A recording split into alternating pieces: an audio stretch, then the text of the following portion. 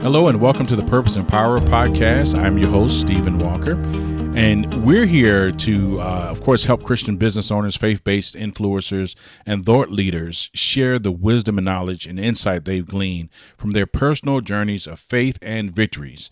And one thing that we'd like to share is what they've learned on how to overcome struggles and challenges in their life. Now, our guest today is a very special guest, a really good friend of mine. We met through a coaching circle that I'm a part of, and her name is Kate Reed. She is a certified trauma-informed consultant, trainer, and coach with a master's in global health leadership. She partners with leaders and organizations globally to prevent burnout. So listen up. If you are a global leader, if you're a leader of an organization, listen up. You'll want to learn more about how you can contact her. But she helps them with preventing burnout, mitigate negative trauma impacts, and respond to mental health needs. Now, Kate has led initiatives in Ukraine, Singapore, East Africa, of course, in the U.S., and has received national awards for advancing health equity. She's a graduate of the National Leadership Academy for the Public's Health and the National Coalition Academy. Kate, welcome to Purpose and Power. Thank you, Stephen. I have so much respect for you, and we need you. So this is a joy to get to spend this time with you today. Absolutely. I'm glad you had some time to give us. You are traveling around the world. We'll get into that in a little later. But Purpose and Power Nation, today we are going to delve into the important topics of preventing burnout, mitigating negative trauma impacts, and providing effective responses to mental health needs. And that's a big need these days. Kate is our expert in the field on these topics. So today she's going to help you prioritize self-care, build resilience, and support those around you. All right, Kate, let's start the conversation today by unpacking trauma. Why should our listeners, the Purpose and Power Nation, care about trauma? I think this could not be more important. This is a global pandemic. The CDC says that if an individual has 6 or more traumatic events in their life before their 18th birthday, their life expectancy is 20 years less. Even if they don't engage in risky behaviors, just the physical toll on their bodies. The trauma really is ultimately life or death because it affects us on such a deep level. It actually injures our brain and it can be passed on generationally. And we know that there's over 40 different life predictors that can come from trauma. It affects us in our health. It affects our behaviors. It affects so much of our lives. That we know that there's 3 different types of trauma. We talk about the layers of adversity. There's adverse childhood experiences, and that's things like parental substance abuse or neglect, any form of abuse. But there's also, that's really when you think about like a tree that's growing, that would be like the leaves and the branches. But then we go deeper. We have to look at our community. We're affected by our environments. Absolutely. And then we have adverse community environments. And that's things like poverty, racism, discrimination, lack of affordable housing, lack of educational opportunities. But then we go even deeper. So that would be, the adverse community environments. That's the roots. But we got to go deeper and look at the soil. And that's our adverse collective historical events, things like slavery, wars, forced displacement, Holocaust, all of those things affect us. And it's so deep, but there's so much hope of what can actually be done in light of all these negative impacts of trauma. Absolutely. As you went through that list, I started thinking about people groups that I know and that I'm a part of, especially living here in America. And I'm thinking, wow, that means Americans are going to die quicker than most people around the world because we've experienced a lot of that, which you already said. But of course, there's a lot of shared trauma globally, especially over the last 3 to 5 years. But how long have you been helping people and organizations deal with trauma? I have been working with helping organizations to heal for over 8 years. I grew up in Nairobi, Kenya in East Africa. My family's lived there for 22 years. Wow. And that's really where a lot of this came from in my life, was just the hunger for my people. Like we can't just turn our heads away from this anymore. Like we need to really address this. And unfortunately in society, people just invest so much in just putting Band-Aids on symptoms instead of going after root cause healing. Yes. And they say that, your life expectancy can even be predicted by your zip code. So because there's so much inequity in our systems, we need to go after healing our systems. and Yes. not just on an individual level, but on a community level. And there actually is healing that is possible if we just are able to help equip the people around us to share all the science and just the hope of what can be possible. It's interesting you say that you lived in Nairobi, Kenya, in Africa, and for over 20 years, you saw the world completely different than someone growing up here in America. I actually lived in Egypt for a while myself, and actually it was my trip to Egypt and my time in Egypt that changed the way I saw the world. It was another reason why I came back to America and decided that I was going to commit my life not only to Christ and being a Christian, but to helping others to get out of the darkness that's in this world. I think in America, we take a lot for granted, and it's almost like we're sedated and we can't really see the realities that exist in this world, and there is hope.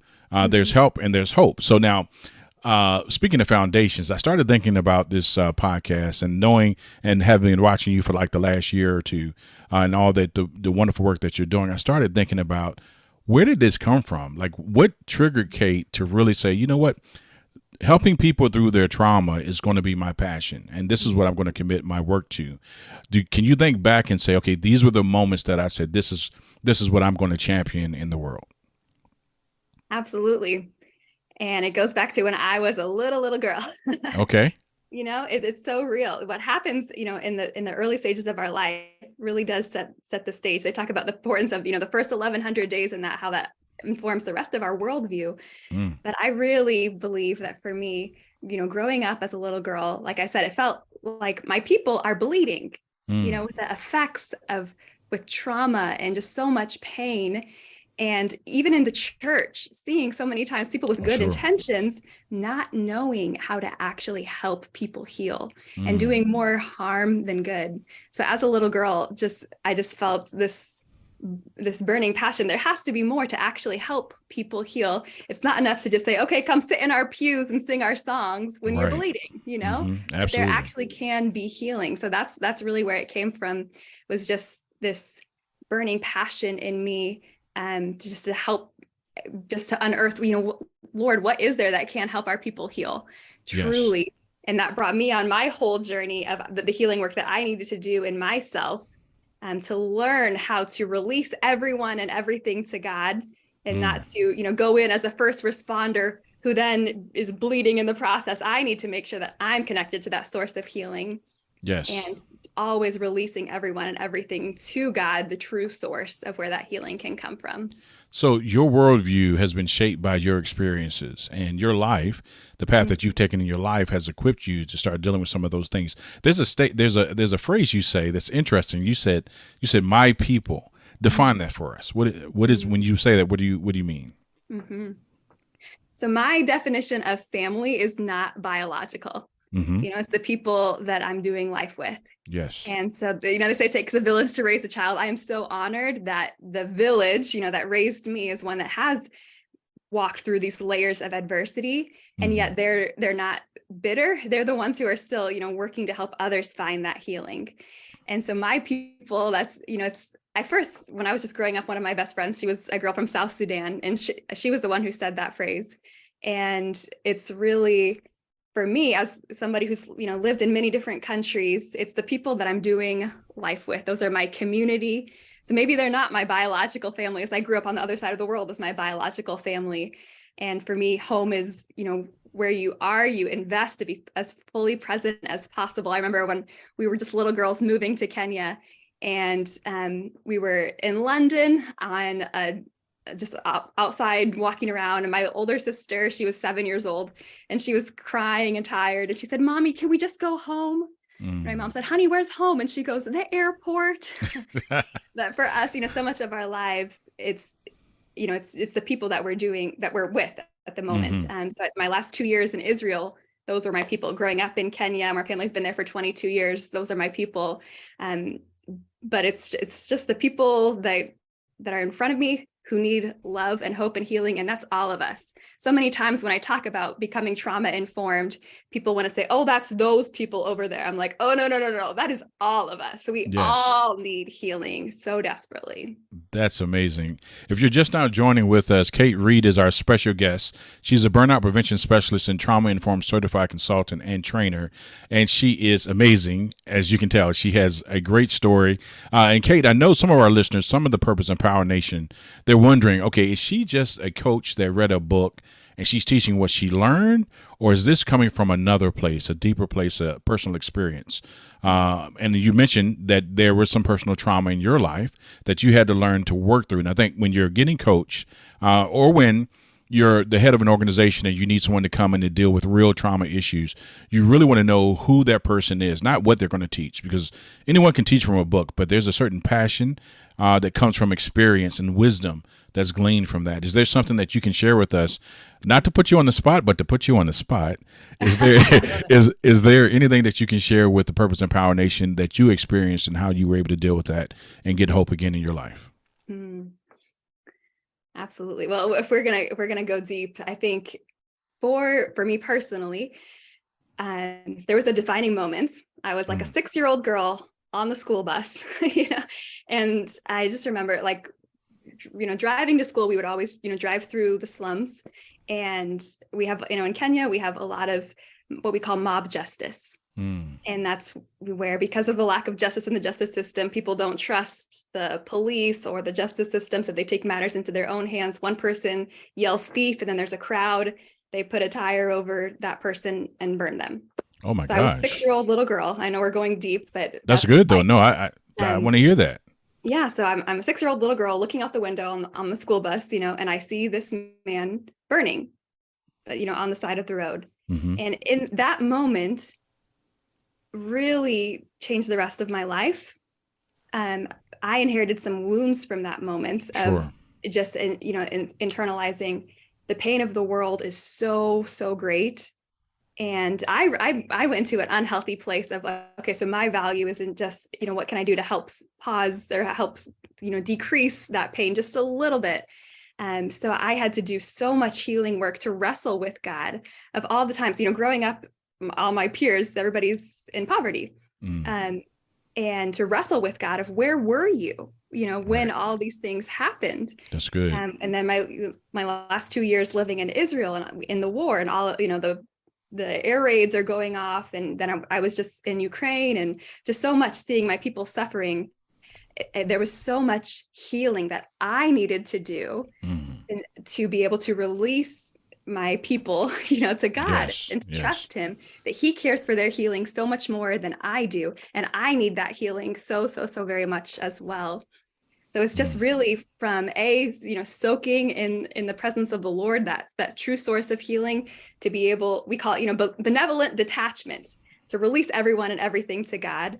And so doing that work myself and just learning, rest rhythms, being in Israel, in light of the war that's constantly going on all around us, to be in a society that rests first with Shabbat. The whole country, that's their national template. We rest first. And so in that season, God did so much healing work in my heart. And then my master's degree in Israel was in how people heal from trauma.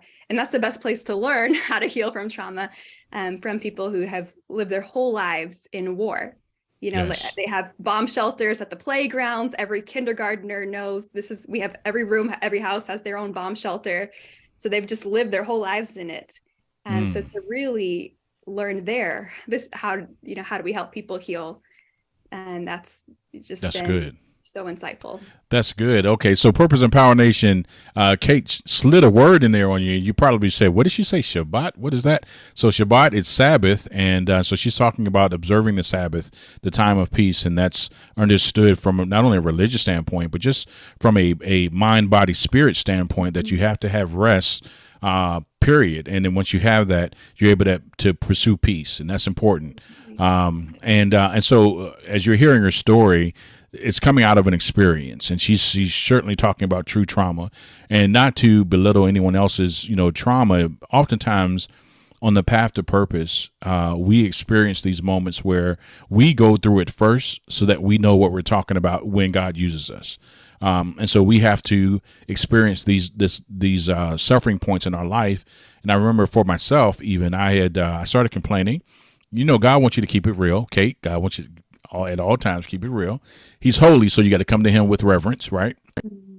But I was like, God, I don't know what you're doing. Like, what's going on? I mean, this pain that I'm feeling, the suffering that I'm going through, like, did I do something wrong? Like, why am I suffering? And oftentimes that comes because we're looking out of windows and not at mirrors, right? We're looking at other people's lives and we're reading their posts and they seem to be having fun and celebrating life and no problems at all. And so anyway, God will meet you at the point where you're open to hear Him. And I really wanted an answer to that question. Why am I suffering? What he took me to was Christ. He took me to Jesus Christ. He said, what did Jesus do to suffer the way He suffered? What did He do wrong? And I was like, well, nothing. He's sinless. And He revealed to me exactly. We have it wrong in this world where we think because we've done something bad things happen to us. No, we live in a fallen world. There's evil around us, all around us. And he took me through a study on suffering, pain and suffering. And what came out of that was that, there's a scripture that says that Jesus learned obedience through what He suffered. And so if we suffer with Christ, we'll also reign with Christ, the Bible says. And so for those who are going through suffering, there is a purpose for it. You may not understand it on this side of the suffering, but once you are delivered out and you look back, you'll look back and go, wow. So that's what that was. It was training for my path to purpose. And so if God brings you to it, He'll bring you through it. And so I'm excited to have Kate with us today. She's certainly an expert in this. She's experienced it. She's learned it. She has these master's degrees. She has to put those to work because that costs money, people. So she's got to be able to get a return on that investment. But then the return on that investment is giving hope to other people. Now, after hearing about the negative impacts of trauma all around the world, what gives you hope, Kate? Absolutely. Such a great question. Sometimes, as like a trauma-informed consultant, when I walk into the room and I'm sharing all the data about why trauma is so important and it impacts us, it sounds like I'm the doom and gloom lady. But there is truly hope. And I can look you in the eyes. I know we're over Zoom. I'm looking you in the eyes and I can tell you with everything in me that there is hope for healing. Yes. I think the true definition of joy is the experience of someone else wanting to be with us in an unconditional way, no matter how hard the things that we've been through are. And I think that's so true, that there is actual healing. And the way that God made us as humans is incredible. Our brains, as I said, they're injured by trauma, but they can actually rewire and heal. Yes. And the science of that is incredible. But just, simply put, how does that happen? In one sentence, it's healthy, healing relationships with safe people. It's community. And so many times community care is needed even more than self-care. I used to work with substance abuse prevention and in alternative schools. And I would ask, these high schoolers who were removed from their schools for behavior issues or attendance issues, I'd ask, how did you get started on drugs? And almost always they'd say, because I didn't have, you can't tell nobody nothing. They didn't have that safe place person. And so that, trauma is the ultimate gateway drug. Trauma is the ultimate social determinant of health, And so if we can really help people heal, and how do we do that? It's by being safe place people and creating space for them. So many times when someone's suffering, it makes us uncomfortable. And so people, throw all these phrases out that are not helpful. Things like, oh, God doesn't give you more than you can handle. Or, just try to put up this stop sign on your suffering. But no, we need to create space for it. Grief can't be healed until it's witnessed, somebody else being with us in those hard things. So I teach people, how do we do healing listening to create space for people? How do we regulate our bodies so that we can be, fully connected to God, to others, and ourselves before and after being with someone in their time of toxic stress? How do we actually do that release? How do we really be able to respond in a way that's helpful and not re-traumatizing for them, as we do so many times? So it's so important. Yeah. You bring up a really good point, because if you have been given the honor of being in someone's life when they're experiencing trauma or have come out of trauma, and they trust you, that is huge. I mean, God can use that love and that trust to put them on the path to healing. And like you said, a community that is mindful that this is a part of why I'm in relationship can be used in that way. And I think it's I explain it this way, that if the room is dark, and you have a room full of people and the room is completely dark, and you come in and you light a little match, everyone in the room can see that light. Mm. And it may be a tiny little match, but that little light that you have is enough for those who are hurting to see it.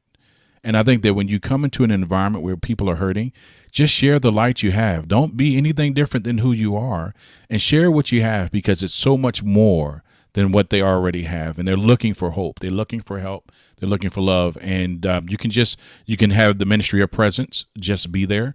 But you can also be there and be informed by Kate, because Kate knows the tools and tactics to be able to help you to help others to get through it. So if you have an organization or a company or a church, or a family that needs this kind of information, we're touching the tip of the iceberg today. There's so much more that Kate can share. We want her to share, but I do want you to kind of go through, as you're doing your work, and as you're impacting your people, what are a few of the challenges and barriers that you've seen that have prevented people that you work with from moving from trauma to hope? Great question. I think, in today's world, one good thing that came out of COVID was that there is more of like this awakening that mental health matters, Yes, absolutely. and and it's starting to push down on some of that stigma that was previously so strong in terms of reaching out for more mental health supports, and really, allowing ourselves to be human, to create, that permission to be affected by the hard things that we go through.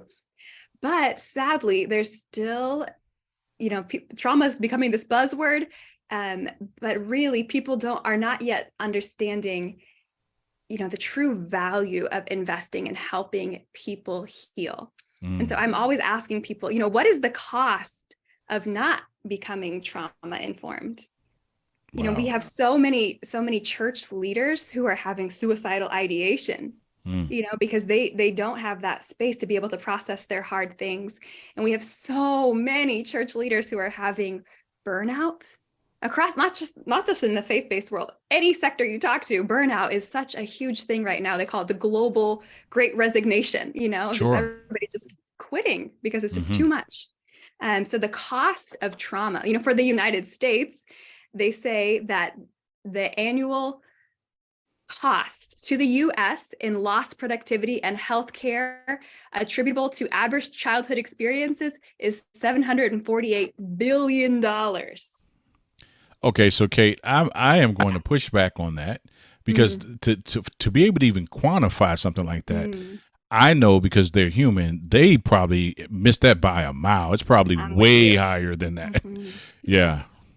I'm with you. Yeah. It's, and like when I present with organizations, I can, share with them about the impact of becoming trauma informed and what that does for decreasing turnover, increasing productivity. If we can become known for how we treat our people, if we can create cultures that are healing, it's so much more effective. It's not just like a one-time seminar. Okay, now I'm trauma informed. No, it's culture. It's transformation to actually, it's a different life way.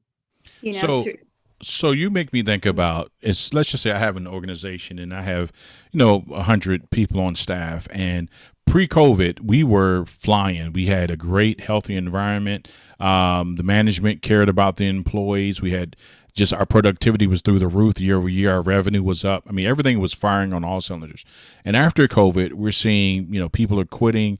People are lethargic. They're not working to the top of their performance levels. We have issues with, the staff, interdepartment fights, like all of the issues that come out of trauma, right? So what I'm viewing is my staff is now coming in with like huge rocks on their backs. some with multiple rocks, and they're weighted over, and they're dragging in, and they're just going through the motions. They're doing the minimum so that they don't get fired, but they're not giving more than that. And I know that a lot of it has to do with trauma. It has to do with the way their life has been impacted by COVID and deaths and the war around the world, the wars around the world, and things that are happening that are affecting their family and their finances. How do I get my arms around that? Like, what's the call to action for leaders, like in light of all the impacts of trauma? Absolutely. Culture matters.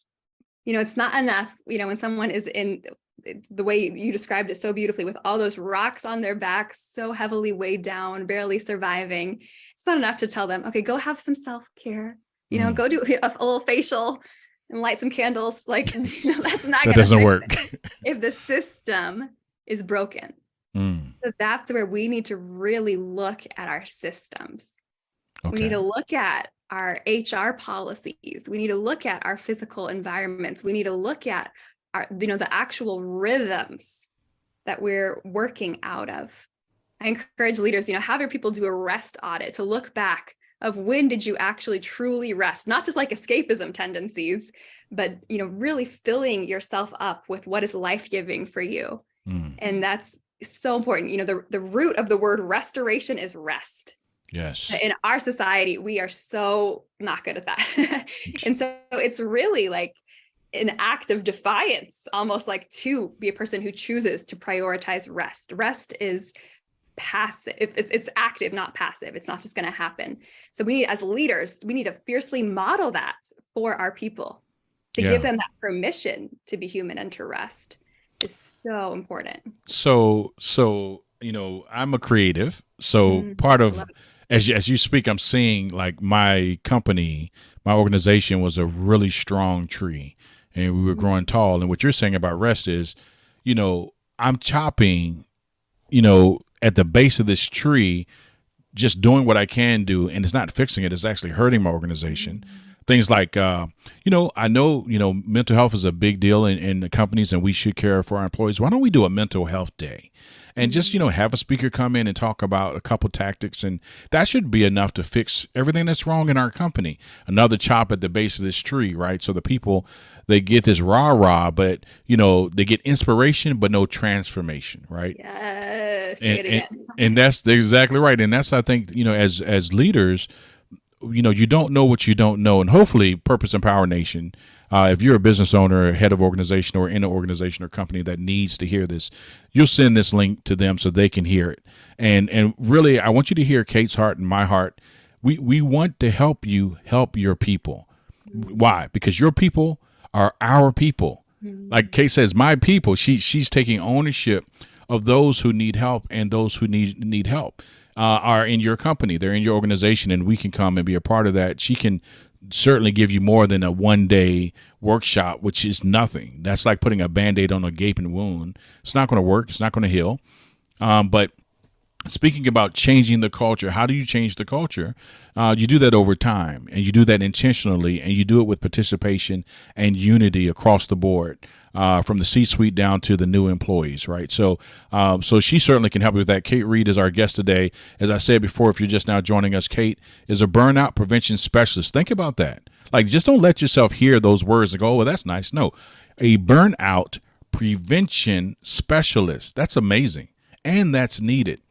She's also a trauma-informed certified consultant and trainer, and she wants to help you. She wants to help your organization. So make sure you get your pen and paper ready to write down her information at the end. She'll be sharing how you can get in contact with her and how she can come and help you help your people. So let's go into global thoughts here. Let's talk about this, because I was so amazed when you told me that you were going to Ukraine. You recently came back from Ukraine, doing trainings there to heal trauma. And I remember when you said that you were doing that, my first thought, and this the God's honest truth, my first thought was, I will stop everything I'm doing and I will join you in Ukraine. Like, I had my passport, I had everything ready. I was serious. If you said, I'm looking for a team, Stephen, can you spend 3 months? Absolutely. I would have dropped everything to go, because we know what's going on over there, and we know they need help. And they need what you're offering around the world. But anyway, you're freshly back from Ukraine and traveling the world. Tell us about your experience there. Well, God. It's the only way. Again, he is the true source of hope and healing. Like that shouldn't be possible, in light of such a devastating war. The healthcare partners that I was working with, they were saying every single individual that you're speaking with has anxiety, depression, PTSD, which personally, I don't even call it PTSD because that disorder, that sounds like so stigmatized. Sure. It's really just complex trauma, and when do we get out of that? The post part, but I think everyone that we were just interacting with had so much deep, deep trauma. Yeah. But they're humans, and it was just incredible to see that the hope and healing that was actually possible. So we created a curriculum called Connect to Heal, and it was a train the trainer approach. And we used a model from Africa. Oh, so okay. in Zimbabwe, they have what they call the friendship bench model. And I love this approach. And this was birthed out of the fact that, okay, there's so much trauma, there's so much need, and none of our people are going to have access to a counselor, in a clinical setting, but there's the need. So what are we going to do? We can't just turn away from it anymore. So what did they do in Zimbabwe? They started equipping and training grandmothers, because who doesn't trust a grandma, right? That's great. Like everybody wants to talk to a grandma. Okay. And so it just takes away that stigma and it makes it accessible. So they would just have these benches throughout the community to create these listening sessions. And then they would equip these grandmas to be safe place people and to help be connectors, to connect the dots of, okay, this person's going through this. This is, a way that they can find some actual solutions to help alleviate some of this pain and people to wrap around them. So that's the model that we used to help these, to train the trainers in Ukraine. And it was just incredible how the Lord worked. We had air raids going off in the middle of the training. I was going to ask you about that. Okay, how close were you to actual? To talk about, regulating your body. Like when all those alerts are going off on their phones and it's over their families and their kids. And okay, how do we actually do this in real time? So now, what part of Ukraine were you in? So actually, to clarify, so we were actually in Poland. We had leaders from all across Ukraine to be able to come together. Okay. And part of it was for them to experience also a time of soul care and respite. Sure. Because they have all been on the front lines in the trenches, doing so much heavy lifting, nonstop trauma. So for them to finally be in a place where they can just breathe for just a little bit. My friend Svetlana said, our time together felt like a warm bath, because she's just been taking care of everyone around her, doing such beautiful work. And she has human needs, Sure. And so for her to finally be in a safe place where she can process for all of these leaders, not all of them, there was a few that it was their first time to ever speak with, a counselor, to have that option. The effects of the Soviet culture previously, it's that same culture of don't tell no one nothing. You can't trust your neighbor because they could turn you in. So to create the safe places for them to process their pain.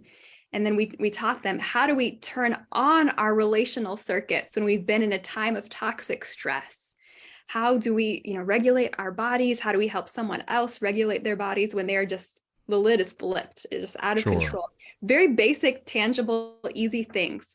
For example, like if a child is in a time of so much toxic stress and they're just out of control, you can give them like a sour candy, so simple, but that can like trigger their brain, like that shocks the system, or even just holding an ice cube, just like basic things can help be grounding, like in that moment, to help bring them back to the present time. Just basic, things that we don't think about. So that's interesting, because you have me thinking about fight or flight, right? So when something happens, and in an instant, something's happening in your environment, your body is triggered to react a certain way. Despite what you were focusing on, your body's going to react. And then you have to catch up to where your body is at to realize, where am I? Like, what am I dealing with? And then how will I respond? And so it seems to me that those tactics are rewiring your mind in the moment. So you could be thinking you're mad at someone, but you put a piece of some ice in your hand, your body's you're going to look at your hand like, oh my gosh, what is that? And your thoughts will change. It'll change what you're thinking about. I think being able to be rational in the moment. And of course, those who've experienced trauma, we have almost like a psychological callus that allows us to endure a little bit more pain and quick change. it's part of the coping mechanism. I think I've experienced a ton of that in my life, and so I know a little bit about that. But the people that you were speaking with in Ukraine, and I was actually speaking to my wife about this, that they didn't know that their whole world was going to change. They thought life was going to go on. They're going to go to work and grocery store, and what are we going to do for our party on Saturday? And then war breaks out, like real war, like missiles coming in, and apartments getting blown up, and people running for their lives. So what do you do in that moment is important, right? So your children and those you're responsible for are going to feed off of you. And if you aren't grounded and if you don't know how to deal with these things, that trauma will transfer to them. If you're strong and if you're mindful and if you have these tactics and techniques, you'll be able to pass security to them to help them endure the time of traumatic experience a little bit better than most. They'll come out the other side stronger and not really have it terrify them after the event and them experience like it over and over again. So how do you process, how do you help them process the experience without taking away from what they truly experienced? Absolutely. To be able to create that space, for them to process and to heal. And not to rush through it. I think we talk about, and this is something that, Michelle Phoenix talks about we start with, revelation, creating opportunities and the safe environments for them to acknowledge how deep their suffering has been. Confirmation, letting the hurting individuals know like how awful what they're describing is, and that their pain, their sadness, their anger, that's all so valid. Affirmation, just stating, that what they're sharing is not weakness. Sometimes you need someone to say to you, of course you're broken Sure. because of what you've been through. And Yeah, that's we're not human too. weakness. We're not Yeah. superhuman. We're human. Yeah. And just to help, facilitate, connect the dots for them to get some of that, sometimes when it's needed, that professional counseling, if that's an option, that devotion, unconditionally sticking by their sides in those hard moments when their behavior, is showing they've been through some really hard things. And intercession, just being with them, that you're for them. People know in a moment, are you for them? Are you against them? Are you for yourself? So we need to just create those cultures where what you've been through is valid, and we are creating the space for you to process it however you need to. That is so good. That's like a warm bath. I can just feel that. And you know what? And if you think about it, those who are the trainers, those who are the facilitators that you'll be helping to do the work once you leave, they also need help. They experience the same thing. Most of them who are in those environments have gone through the same trauma. And it's almost like being in an airplane. And would you agree, the first thing you need to do is put your own mask on first before you put the mask on someone else? Have you found that a challenge where people will just forge ahead? No, we have to help as many people as possible, but they're not creating that environment for rest and helping themselves. Absolutely. Especially in the churches. That's so common. Again, like I'm talking with missionaries and their suicidal ideation. I'm talking with, church pastors, because they're just focused on all of the needs around them that are so valid. Yes. And it's such an, the urgency is so huge, and it is life or death. So for them, to help, we'd teach them what we call the Emmanuel approach. Oh, and this okay. is I would encourage listeners to check out Table and Well Co. They have a podcast also. But what they do. Wait a second. Say that name again for me. Table and Well Co. And they teach, this Emmanuel approach. And it's very, easy, accessible, and it's just creating that turning on our relational circuits to connect with Emmanuel for that healing. And then you just listen and you hear these 5 things from him, and you just create that space to hear whatever Emmanuel says to you with these 5 things. So the first one is Emmanuel saying to you, I see you. I hear you. I know how hard this is for you. I can do something about it. And it is my joy to be with you in this. Wow. So I'm smiling because, of course, Purpose and Power Nation, you don't know what goes on behind the scenes, but I sent a message to Kate and I said, I can't wait to see what God does with this podcast. I knew it was going to be special. And you're hearing her say the word Emmanuel. And Emmanuel, who she's speaking about, is God. The name Emmanuel means God with us, right? So that's what that means. And I was just speaking to a group about the fact that he is El Elroy, and that means he sees us. It goes back to when Abraham and Sarah couldn't have a baby, and their servant girl, she was Abraham decided that he was going to have a baby by her. And Sarah began to mistreat her, and she ran away from Sarah because she was being so mistreated. And when she got into the wilderness, she just was in the desert about to die, and she was pregnant with this baby. And the angel of the Lord came to her. And out of that experience, she said that God is the God that sees me. Like in my pain, in my trauma, in my fear, God has visited me and comforted me. And God told her to go back, which means we can endure long suffering if we allow him to give us his power, his strength in the midst of our tragedy. And part of that is us allowing him to be God in our life. In the midst, it's one thing for us to say God is good when our bank accounts are filled and we're healthy and happy, but is he still God when you don't have any of those things? When your health is failing and you don't know where you're going and what's happening next, is he still God? And that's when you need to say that he's God. The other time, everybody can say he's God when everything is going good, but will you allow him to be Emmanuel? Will you allow him to show up and be with you? Because that's what that means, God with us. Is God with you? Yes. He said he would never leave you nor forsake you. And you need to trust in him in that. All right, so I'm getting off my soapbox, getting back to our podcast. I love it. We need this. Praise God. And so I think that, that's what God is, one of the things you think about it, he knows all things, right? So he's omniscient. He knew COVID was going to happen. He knew all these people were going to die. He knew that the world was going to change after this. He knew there would be people that would come out of this trial in this season needing him more than ever.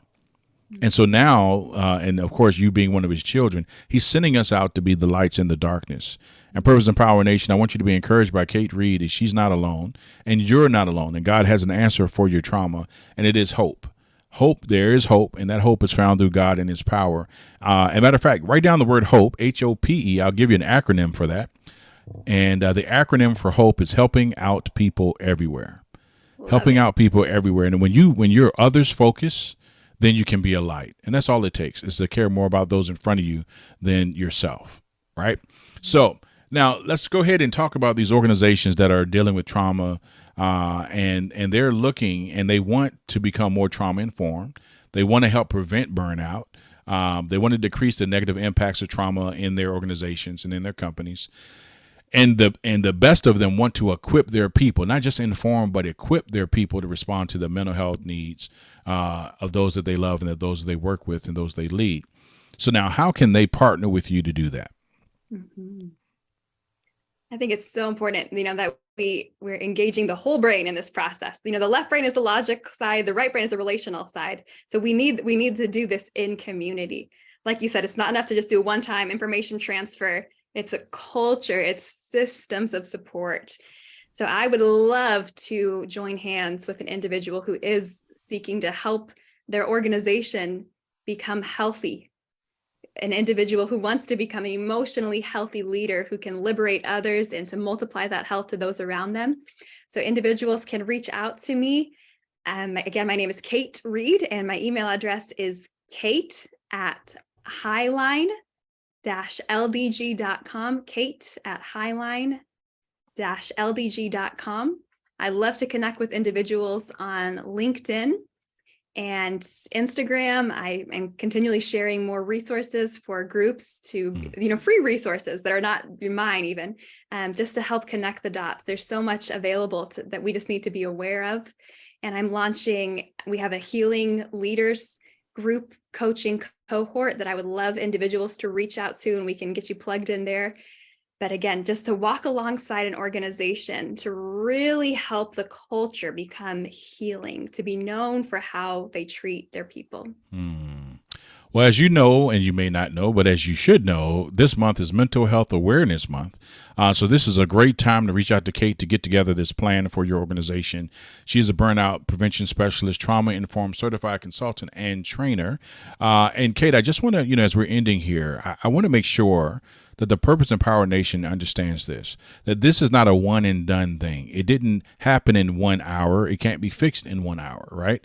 And so can you give them a feel for what type of partnering you're talking about? Is that having you come in for a 1-day workshop, or is this something that we could, if I need it, want to have you come in over a period of months or maybe even years with the organization? Mm-hmm. Both. They say local problems require local solutions. So we need to start with that posture first of listening. So with any organization that I would work with, I would want to do just like an audit. Let's just start with, how are your people feeling about how they're being treated? And then we can create a tailored program based on some of just these frequent, leadership holes and gaps and what your people are experiencing. So after we collect that data, we want to be, data driven for sure. Then we can know, are we busy or are we effective? So we would then create a tailored approach for your organization. So, for example, it's different with every organization. Sometimes I'll do, a 6-month retainer to really help look at, your HR policies, your physical environment, those rhythms, as well as just giving your leaders those tools of how do they respond to the mental health needs, not only of those in their workforce, but of their family members. I just spoke at an event. There was 1,000 people, and I had 4 workshops. I asked every single time. And the first question was, how many of you know someone who's experienced anxiety? Every hand went up. Sure. How many of you know someone who's experienced just any type of depression? Every hand went up. How many of you know someone who's experienced burnout? Every hand. And then I asked, how many of you feel adequately equipped to respond to the mental health needs of those you love and lead? And not a hand went up. We have to do better. We have to equip our people, and we can. So I would love to join hands with your organization in that. Wow. And oftentimes you can get things done quicker when you invite someone from the outside to come in to speak to your people, because they can see clearly what you can't see because you're also involved in what's happening in your organization. So that's when you want to reach out to someone like Kate Reed. Our guest today has been Kate Reed with Highline Leadership Development Group. Kate is a trauma-informed speaker, consultant, and coach, equipping leaders to transform cultures and systems to prevent burnout. Thanks, Kate, for sharing such awesome wisdom and amazing insight with our audience. Thank you. You're welcome. We definitely have to have you back, and we will. Purpose and Power Nation, I've included a page in the show notes that features opportunities to partner with Kate Reed to help multiply healthy leaders and develop healthy cultures across your sphere of influence. You can find her on LinkedIn at linkedin.com/IN/Kate Reed, and that's KATEREED 0202. That's linkedin.com/IN/Kate Reed 0202. Well, that does it for us here at the Purpose and Power Podcast. I am your host, Stephen Walker. I'm glad you joined with us today. Hopefully you got some things that will help you be better in your life and help others to get the healing they need. We are here for you, and our aim is to inspire and empower you to stay strong in faith while pursuing God's purpose, power, and plan for your life.